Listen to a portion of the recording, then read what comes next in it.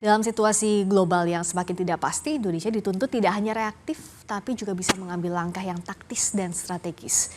Indonesia perlu menyiapkan langkah antisipatif, baik dari sisi keamanan maupun ekonomi. Kita masih membahasnya bersama Kepala Lab 45 Jaleswari Pramodawardhani dan ekonom senior Indef Afiliani. Bu Afi, kan dalam membuat kebijakan nggak hanya kita lihat dari satu sisi saja pemerintah, tapi kita lihat juga ada banyak faktor investor dan juga bagaimana data sebenarnya dari lembaga pemeringkat internasional. Di mana posisi kita sekarang? Iya, jadi memang kita juga harus melihat dari sisi berbagai hal ya, termasuk kan Standard & Poor's sama dua lembaga rating ini kan mengatakan proyeksi akan menurunkan. Ya itu artinya apa? Mereka belum punya keyakinan terhadap terutama adalah fiskal karena mereka ini banyak investor yang membeli obligasi pemerintah gitu ya. Nah artinya apa? Artinya pemerintah tidak bisa hanya percaya diri bahwa kita udah bagus-bagus aja, nggak akan mungkin di atas 3%. Tapi kan mereka punya hitungan tersendiri. Nah oleh karena itu mungkin di sini adalah pemerintah perlu menyampaikan hal yang sebenarnya gitu. Karena kalau mereka persepsinya seperti itu pasti mereka punya hitungan dong. Nggak mungkin mereka mengatakan menurunkan itu tanpa hitungan ya. Karena apa? Dampaknya itu akan buruk. Kalau ini terjadi, pasti suku bunga akan naik lagi. Ya. Yang tadinya kita harap turun jadi naik, satu itu. Yang kedua, kalau mereka tidak percaya, mereka akan tarik dana asing. Artinya apa? Rupiah kita bisa melemah dan tugas BI-nya juga berat. Karena BI harus membeli obligasi pemerintah terus-menerus dan tidak hanya membantu pemerintah. Itu akan menyulitkan dari sisi kalau nilai tukar kita lemah, otomatis dong kita kan 70% masih tergantung impor dong. Otomatis harga jadi naik.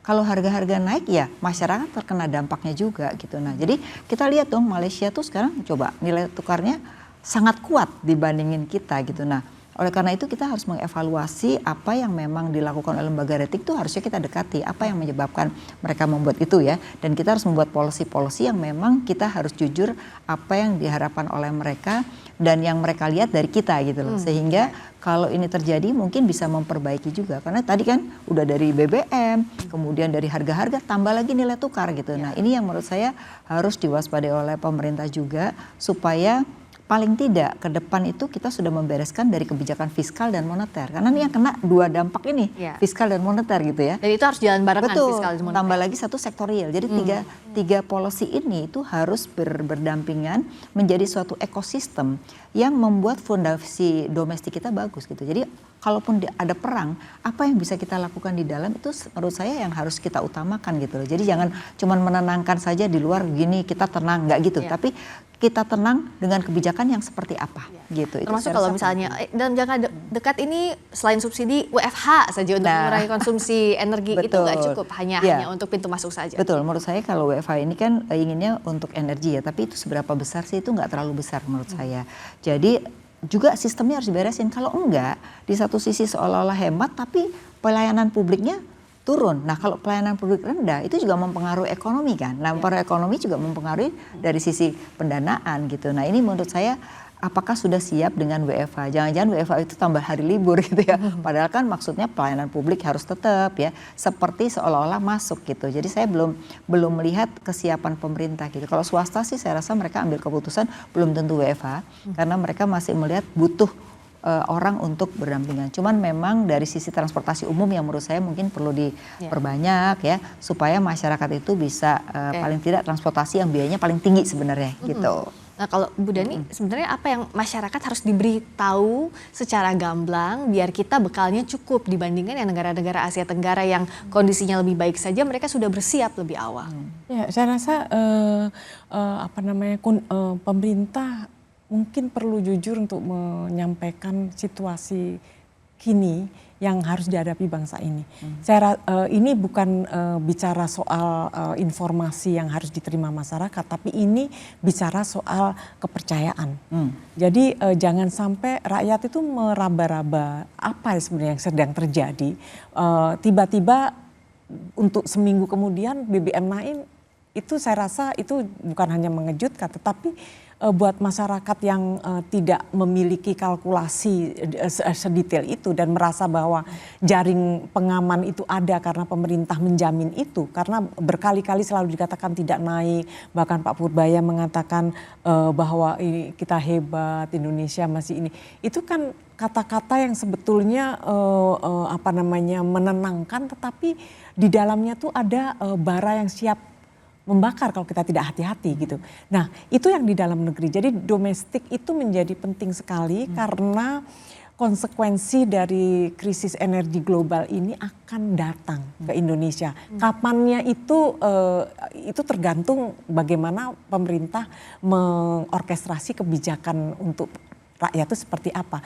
Dan kemudian kita juga penting untuk membereskan hal-hal yang tadi itu yang membuat posisi Indonesia itu belum jelas. Daya tawarnya. Yang daya tawarnya itu belum jelas. Indonesia itu punya modal yang luar biasa, punya kapital yang luar biasa. Dia anggota G20, dia memiliki 280 juta penduduk dan lain terletak di urat nadi perdagangan internasional dan lain-lain. Tetapi kita ini bukan kekurangan kapasitas, kita bukan kekurangan modal, tetapi kita belum memiliki kemampuan bagaimana kapasitas itu dioptimalkan. Ya. Nah, kalau Bu Afi yang lebih sederhana lagi, dari rumah ke rumah, dari satu kepala keluarga ke kepala keluarga lain, apa yang harus disiapkan, bekal apa sih yang harus ada di kantong dalam kondisi seperti ini? Ya, pertama adalah mungkin kita juga mesti melihat kembali kantong kita ya. Jadi artinya bahwa kita harus mulai bisa memanage keuangan kita ya. Kemudian yang kedua juga paling tidak sekarang ini kalau satu keluarga ya mungkin yang bekerja mungkin sekarang harus satu keluarga gitu ya. Jadi mulai memikirkan bagaimana skenario yang paling buruk kita tetap bisa survive gitu ya. Walaupun kita tidak perlu ketakutan tapi harus siap-siap lah gitu. Jadi saving harus ada ya. Kemudian ya BPJS kan semuanya sudah yang nggak mampu ada, tapi yang memang kelas menengah ini mungkin pemerintah perlu pikirkan mungkin dalam berapa bulan kalau ada masalah itu juga harus ada pembayaran kepada mereka misalnya untuk BPJS supaya kalau mereka sakit juga bisa ya. Kemudian kalau kita waktu COVID kan dalam 3 bulan mereka dapat misalnya uang saku. Nah saya rasa perlu dipikirkan. Jadi nanti juga harus siap-siap dengan perpu kalau seandainya dibutuhkan gitu ya. Nah paling nggak kalaupun nggak terjadi nggak apa-apa, tapi paling nggak kita udah punya strategi gitu ya. Jadi kalau di dalam perbankan tuh ada namanya manajemen resiko.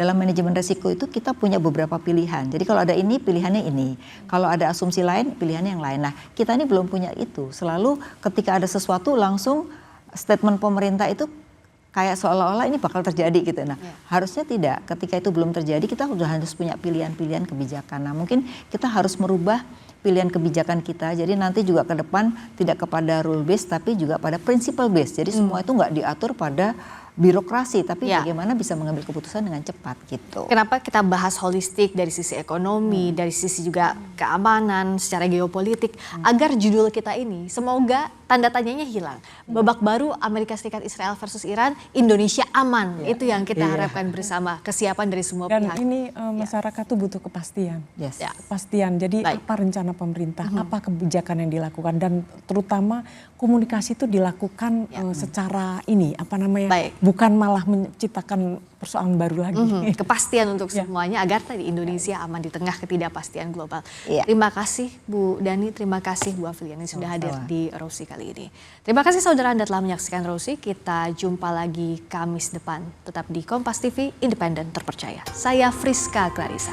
Sampai jumpa. Terima